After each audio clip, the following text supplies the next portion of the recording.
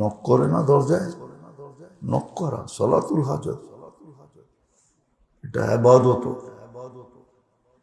আবার এমন ইবাদত যে সব ইবাদতের মগজ এটা।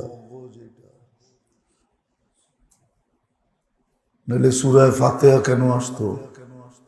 সূরা ফাতিহা তো চূড়াটাই চাওয়া। প্রথম না একটু প্রশংসা, একটুতেই রাজি হয়ে গেছে। ইয়াকা না'বুদু পর্যন্ত, ওয়া ইয়াকা নাস্তাঈন, তারপরে তো চাওয়া ইহদিনাস সিরাতাল মুস্তাকিম, এটা চাওয়া। সিরাতাল্লাযীনা আন'আমতা আলাইহিম, এটাও চাওয়া। গায়রিল মাগদুবি আলাইহিম ওয়ালাদ-দাল্লিন, এটাও চাওয়া। সূরা ফাতিহা তো অ্যাপ্লিকেশন, দরখাস্ত। তাহলে এটা নাযিল হইতো কেন? আর এটা তো আমাদের কি দিছেন, আর কাউকে দেন নাই।